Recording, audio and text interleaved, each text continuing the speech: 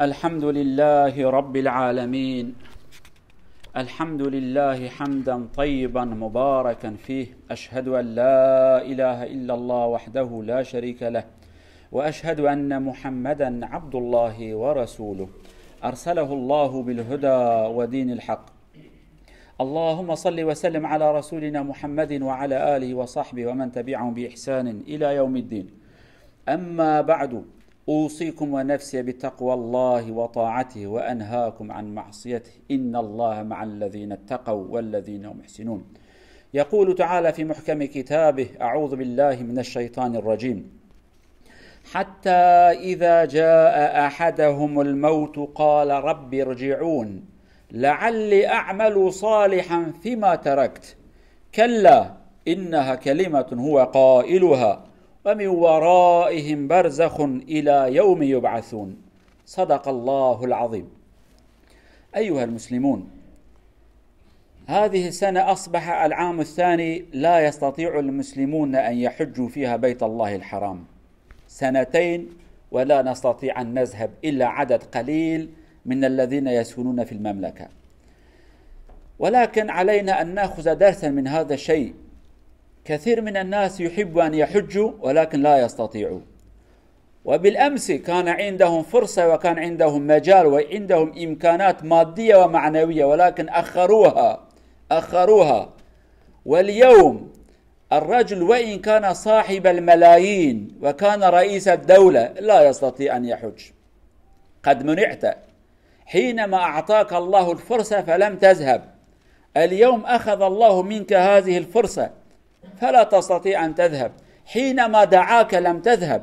وإذا تريد أن تذهب لم تستطيع أن تذهب. هذا خطأ نحن نقع فيه كثيرا أيها الناس. هناك أمور نحن نؤجل غدا وبعد غد، العام القادم بعده وهكذا. نحن خصوصا الشباب الأولاد مثل هذا الخطأ، يؤخرون الدراسة. غدا أنا أقرأ، الآن أبدأ العمل، وبعد كم سنة أعود مرة أخرى إلى الجامعة، وحينما يريد أن يعود قد فاته الأوان.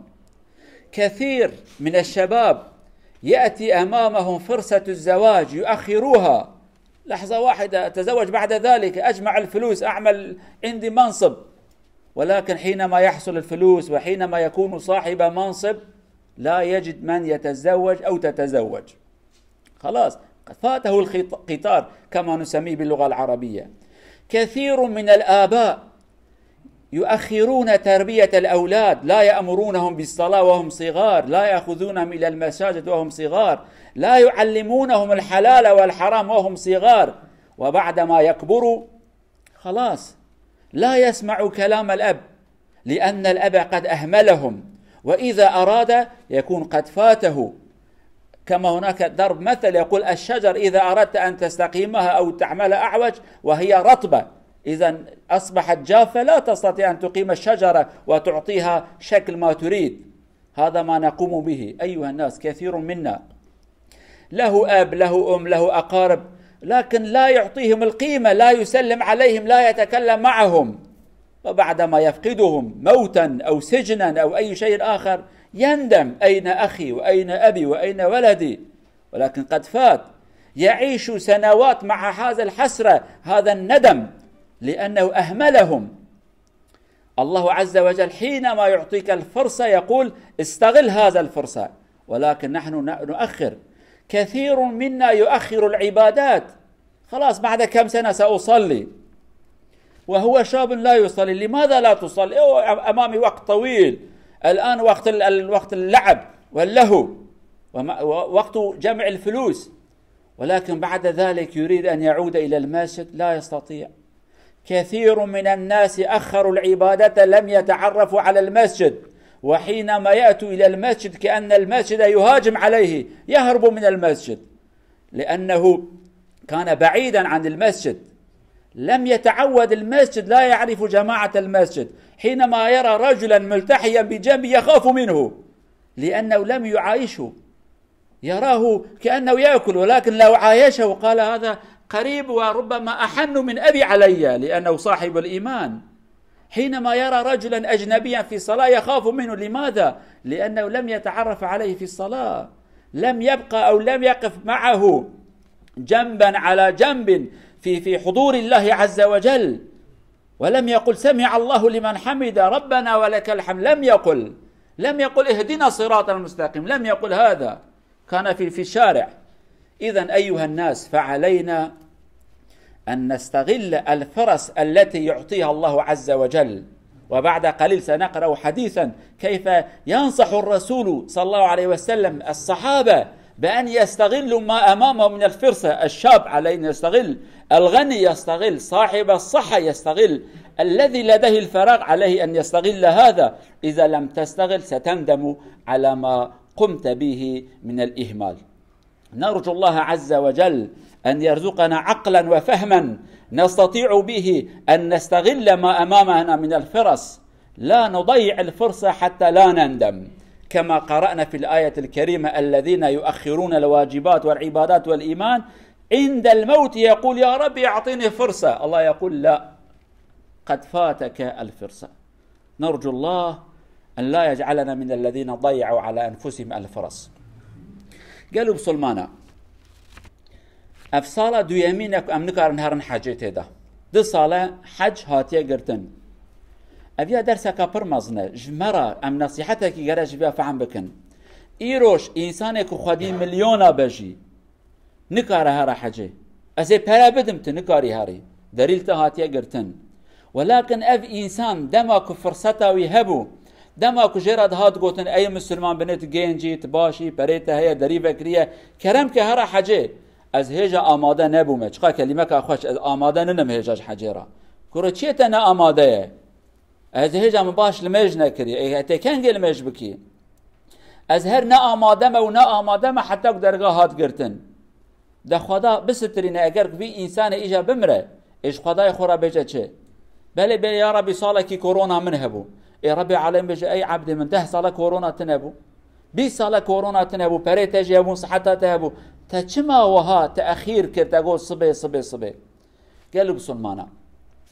أبنا خشينك وأنا أمتدا ند مسألة حاجة قال لك جارات هر تشتى تيسري ما زاروك ما دمك وقت وانو مدرسة ناچن مدرسة ياجي قوي نادن خواندن أخو دليست كده أنا بطوبة دليزن بشكل كيكو داوية پوشمان دبن عمري وان به 20 دبه 25 ور حاصل دماغ دی چه حبی خواهد کن کا شهاده من کا دیپلوما من کازی کاره کی بکم کا صنعت کی من اتنه هدی داوی ان کار گران کی جابه وی کار هانت که لورا نخوان پوشمان بو گرزوب خوندا قالوا بسلمانا اب مساله هانه د زواج دا وقت زواج متى ام نازوجن دا تاخير كن دماغ تاخير كر عمره ابو 25 عمره ابو 30 سال داویت تکنگی بزوجی تکنگی بی خودی زاروک تکنگی زاروک یخ مازن بکی توان امانت رب العالم بکی عمرت 40 سال تزوجی و 5 سال زاروک ده 10 سال تدمری اوان زاروک 10 سالی تشکر بیلی کی وان پرورده و تربیه و تعلیم بکه عیبه گرم زو وقت خود بزوجن بر اولاد ما بگین ما ام وظیفه خوشوان را بکن قالوا بسلمانا اف عیبانی قال لك جارته سر ما ام لمج اخو تاخير لمج كنت وقت خدا لمج ناكن ام زاروك ياخذ وقت ويدا تربيه وتعليم نادن وان افان زاروك عمري وان ده 15 سال دبا 18 سال داوي ام بيجن لاي مات المج ناكي دبا بابا مال مشيه تناجي مزقفتي كام مزقفت بكيه لو را دماك بتشوك وما في زاروك نبر ما تربيه كي نداي ما وظيفه نكر قالوا انسانا افانا كيماني ما مازن امدكن اوان زارو که ما صبیه ما دماغ مازن ببن روجا قیامته والله حسابش ما بخوازن بني امجانا خود خابين امد بيجن يا ربي دوائد بيجم هرم مزقفته ولكن ابيا زاروك ابيا روبوت نن تبيجي وهره روبوت نن اب انسان نفسه ما جراج بونه تشتكي قبول بك بصاله ام مجادله بكم بيرا ما وان فير نكر دماغ ام جوانا نابيجنجي اوان زاروك ما يهانه نكار لميج بكن کا خدا جوارازی تماشا کن چند حب جحیل ملفران چند حب گنج ملفران هنه چند حب جمع زاروکی متن جامعه لمشت کن هر جمعه کی نبرا جمعه دو یمین وره کام هی جاره کی ساله جاره کی کال مال لمشت کن سبب مجوارا نگوت دروجا خدا قالك جوان فاتحه نکار مخاینن دماغت نبجی داویت نکاری بجی قالك جمال لمجو عبادت خود بجن دا داویه چاوك مثلا حجه از داویه روژه بگرم، از داویه زکات آخو بدم، از داویه المج بکم، عمر مازم بو 45 سال داویه یا عربیت خوازم فرصت تا چویدی نزان ور مزگفتا گلک انسان ما یکود گنجیتیا خدا نچونه مزگفته نچونه جامعه آنا فدید کنه ورن جامعه دم وقتين دبن الله في شمس قفته جي إنسان دا ترسن إنسان الكلاك أخو ناس ناكدبي ووانا مبخن شما نديت يا والتي بانا نكريه برادري ودوستاي كي بانا نكريه قالوا إنسانا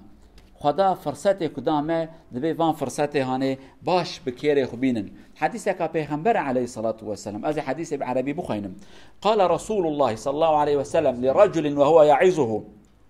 اغتنم 5 قبل 5 پیغمبرش گنجا کیرا نصیحت لید که درسکی ده که دبی 5 تشتا بکه بر یک وان 5 تشتا هن 5 تشتا دنه ایورن شبابك قبل هرمك شباب گنجیتی تجحیلی جوانی حالا گنجیتی خدا تشتی که لازمی بکه کارد خوازی بکه پره توب تکی تتزوجی تسربستی تشتی حرام نه شبابك قبل هرمك گنجیتی خو فایده بدین اختیار بود چوی خلاص تی اختیار بیت نکاری گلک تشتا بکی وصحتك قبل سقمك صحت وقتك تباشي نخوش نني تشتك لازمي بك بنت صبي نخوش بكوي يعني دما كنت جنجي تخوازي خوارناكي بخو حيره صبي روتي بيرامير بمعده هي دل هي شكرته هي نظام شيء تنكاري تشتي كنت لازمه بك تب اي حلال قالوا بسلمانه وان تشتي كان تشتي حلال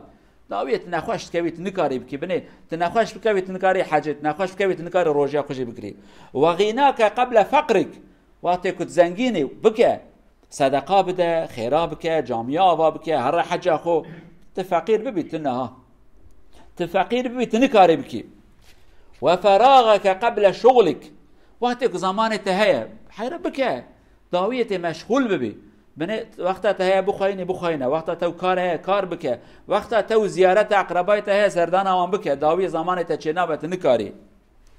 و حیاتك قبل موتك ساخيا خو بريا مرنا خو آية جهبة بشتي كنت بمري عيشتها خلاص بوها تبمري آياتك ما خواندي يا ربي ذاك عمري مدريش كعمري تشو هيدي هاي وشو هبة ابن نصيحتها بيغمبر براد بيرا مدابة امجش خا استفادة جابدين اقول هذا واستغفر الله العظيم لي ولكم ولسائر المؤمنين استغفروه انه هو الغفور الرحيم ربنا آتنا في الدنيا حسنة وفي الآخرة حسنة وقنا عذاب النار الحمد لله رب العالمين أشهد أن لا إله إلا الله وحده لا شريك له وأشهد أن محمدا عبد الله ورسوله أرسله الله بالهدى ودين الحق اللهم صل وسلم على رسولنا محمد وعلى آله وصحبه ومن تبعهم بإحسان إلى يوم الدين أما بعد اتقوا الله عباد الله وراقبوا في السر والعلانية واعلموا أن الله مع الذين اتقوا والذين محسنون عن أبي قتادة رضي الله عنه عن النبي صلى الله عليه وسلم قال صوم عرفة كفارة سنتين سنة قبله وسنة بعده صدق رسول الله فيما قال رواه الإمام البيهقي أيها الناس يوم الاثنين يوم عرفة فالذي يستطيع أن يصوم فنرجو الله أن يوفقه للصوم وكذلك نحن في الأيام العشر فالآن يوم 6 ويوم 7 فلنحاول أن نصوم يوم عرفة وأن نكثر من ذكر الله عز وجل في هذه الأيام نرجو الله أن يوفقنا للصوم وأن يغفر ذنوبنا السابقة واللاحقة قالوا بسلمانا پیغمبر بجا روجه عرفه روجه دشمه هاتیه روجه بریا عیده دبی داخوازا من هیویا مش رب عالم اوه کبکه کفارت جبون 2 سالا درباس بوی سالا هاتی روجه خوش دست یخبر ندن اوان روجه امته دانا روجه زلحجه ده روجه وی عول روجه ایرو آن ششایه وان روجه هانه خیر و برکت و گلکه براوان خیرش دست منچن ذکر خدا بکن او روجه عرفه جبر ندن او خدا جمجی قبول بکه ان شاء الله اللهم اغفر للمؤمنين والمؤمنات المسلمين والمسلمات الأحياء منهم والأموات إنك سميع قريب مجيب الدعوات اللهم اغفر لنا ما قدمنا وما أخرنا وما أعلنا وما أسررنا وما أنت أعلم به منا اللهم إنا نسألك موجبات رحمتك وعزائم مغفرتك اللهم إنا نسألك الخير كله ونعوذ بك من الشر كله اللهم اغننا بحلالك عن حرامك واكفنا بفضلك عمن سواك ربنا آتنا في الدنيا حسنة وفي الآخرة حسنة وقنا عذاب النار عباد الله إن الله يأمر بالعدل والإحسان وإيتاء ذي القربى وينهى عن الفحشاء والمنكر والبغي يعظكم لعلكم تذكرون وأقم الصلاة.